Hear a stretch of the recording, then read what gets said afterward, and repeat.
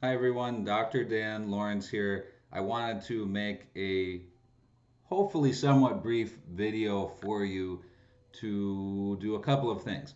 I wanted to respond to some overall themes that I've noticed from the discussion boards, which you've been doing an excellent job on, by the way. I love the depth and complexity of critique and discussion and textual analysis and using the text as evidence when you discuss various points and making connections to contemporary events and popular culture and the world as we experience it now, drawing these parallels from the ancient world to the present.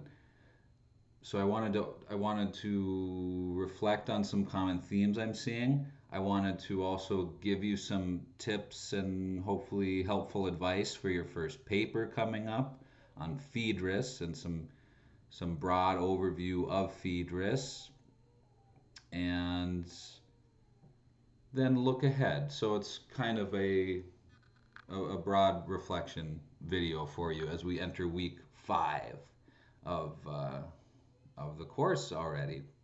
So first off, some common themes I'm seeing in the discussion board. Why are we reading Plato and Aristotle and Gorgias, and who are these people, and why have they been canonized in the Western canon, and why are they important? I think you need to see the pathway backwards, right? These are the great thinkers who we place at the foundation of our Western tradition. Every great writer and author has read their Plato and Aristotle through history. Now, more specifically, why Plato? Why Socrates? Why do these people matter? You look back before them.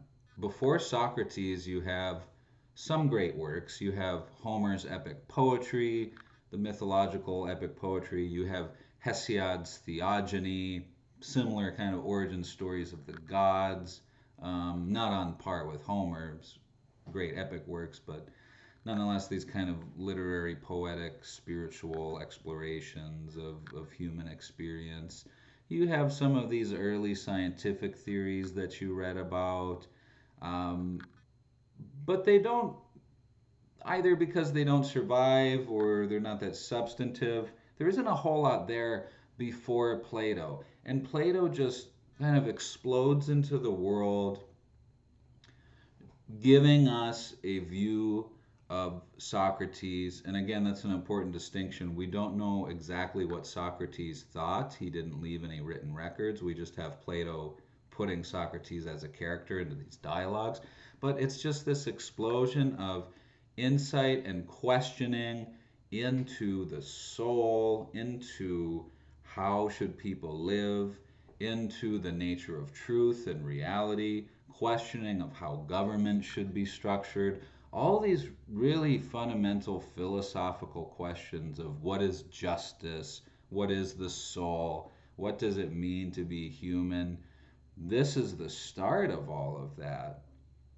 We don't have any other um, surviving writings from this ancient time period like Plato, who just in the way of being a kind of renaissance man really broke open all these topics and questions. Sure, where do we go from there then? Can we be the second theme I would want to address is, do we have to hold these texts to a golden pedestal? Can we be critical of them? And the answer is absolutely we can be critical of these texts. They're so problematic in a number of ways. Already in the lecture I gave, you know, last night over Zoom, we talked about this fundamental relationship between Plato and Phaedrus. It's pederasty. It's the relationship that was very common in ancient Greece between a younger boy and an older man that was intellectual but also sometimes sexual. Modern scholars see that as being perhaps predatorial, perhaps oppressive, perhaps very creepy um, in more common language. So, yeah, bring your critique.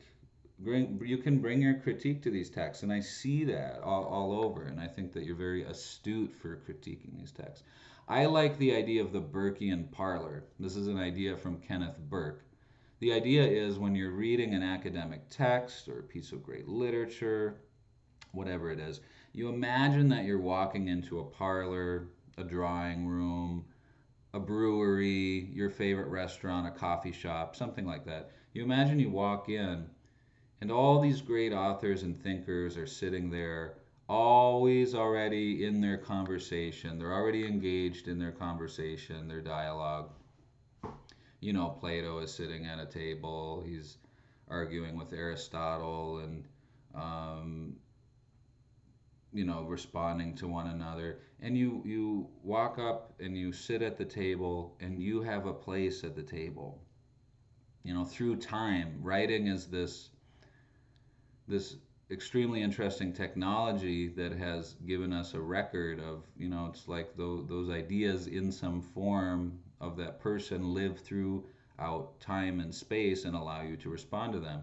Then this metaphor from Burke, imagine yourself at the table of discussion and your voice matters too. You can disagree with Plato. You can disagree with Aristotle. But you first have to read. To disagree, you first must read and attempt to comprehend the major lines of argument and see what they're doing with their style and see how they put their thoughts together. So don't dismiss too much Plato, Aristotle, these thinkers before giving them a chance at least of interpretation. Then have at it. Take out your red pen and dissect and skepticism is a necessary part of academia.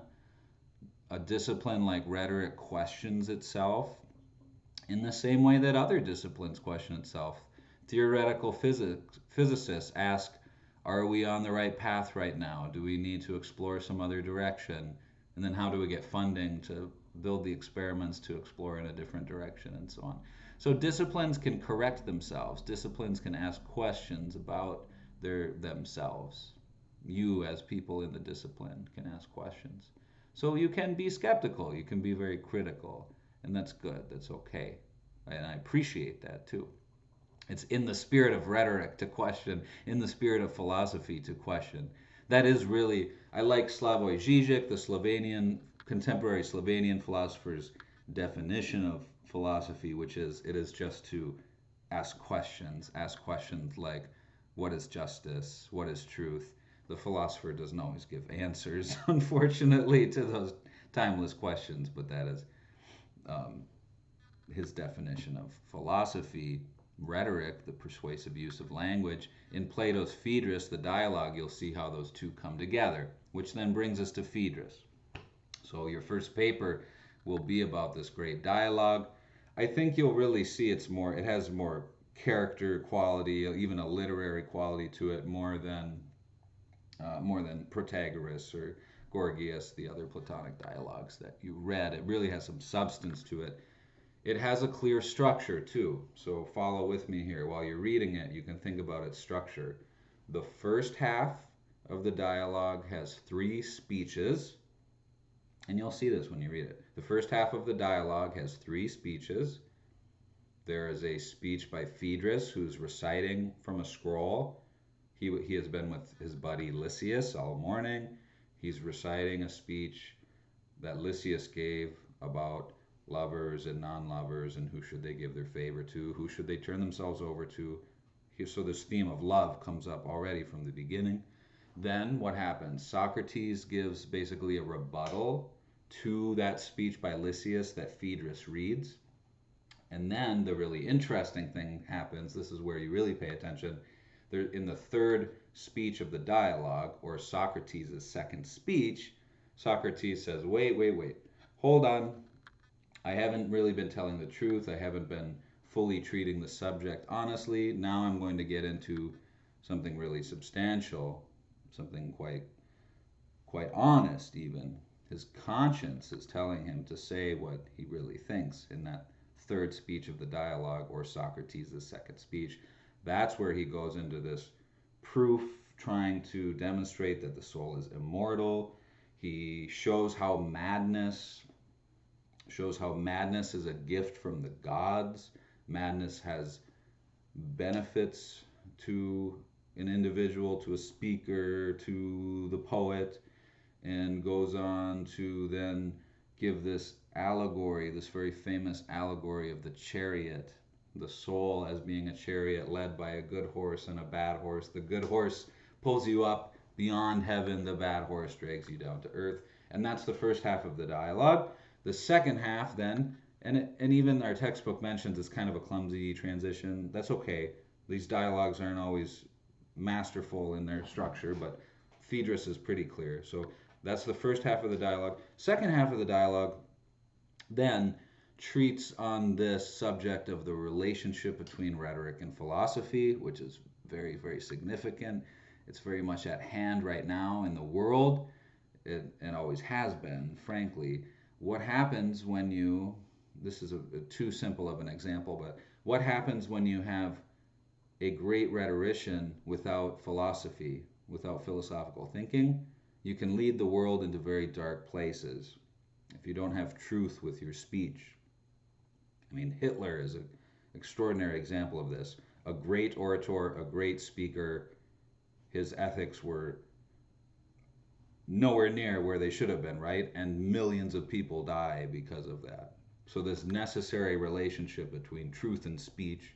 And then at the very end of the second half of the dialogue, there's this really cool, really interesting exploration of the topic of writing and writing as a technology, and is it beneficial? You'll see Plato is actually very critical, or Socrates as a character of Plato is very critical of writing.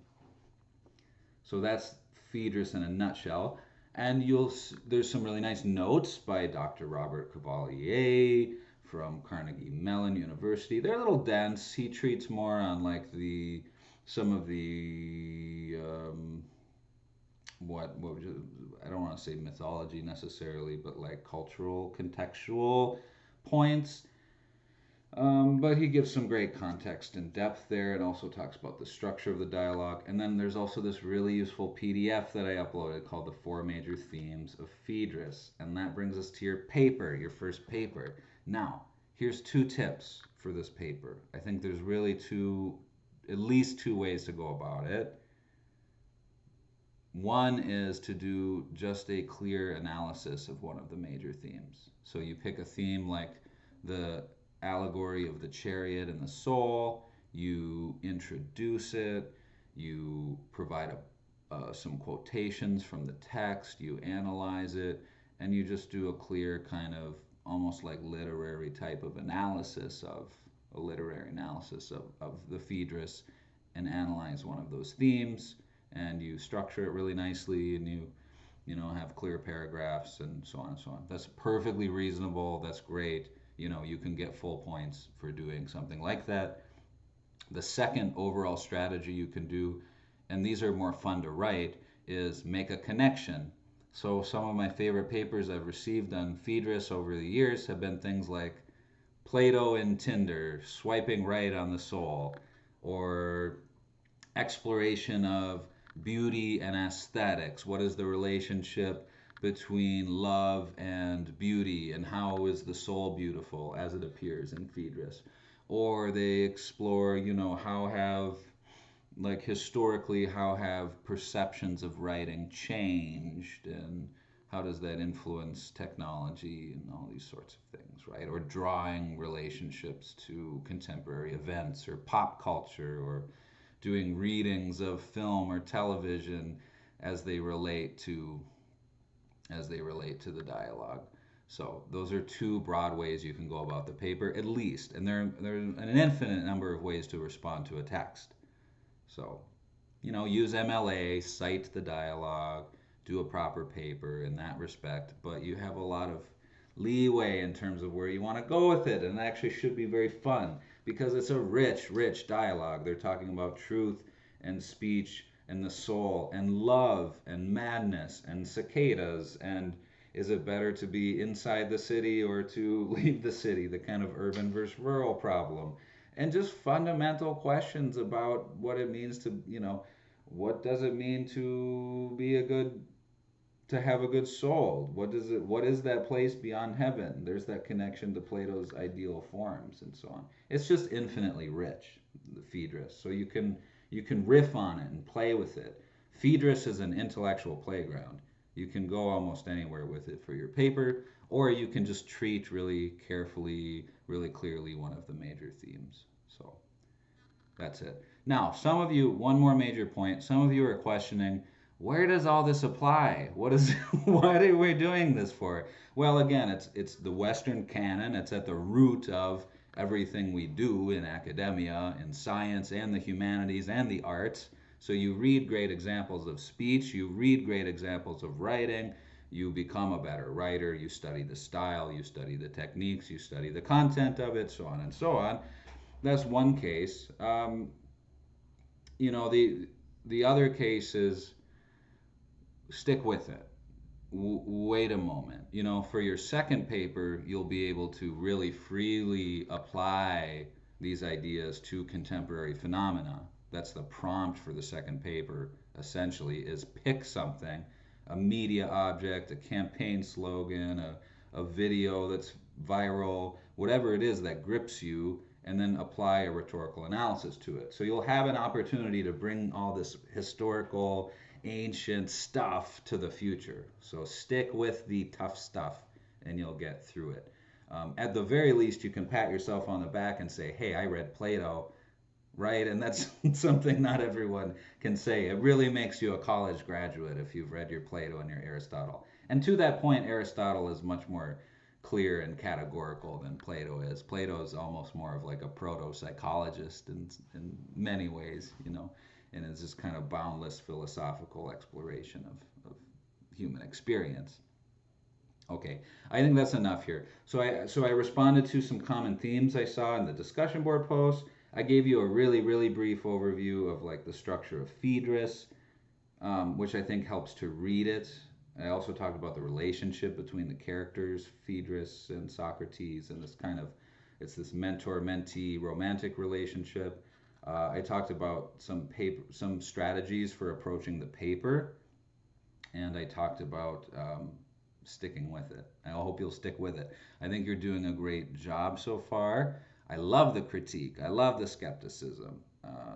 Be critical, be skeptical. That's the very spirit of philosophy. That's the very spirit of rhetoric. So stick with it. You'll make it. And I'm here to help you. So don't be afraid to reach out. Take care of yourselves, okay? Bye.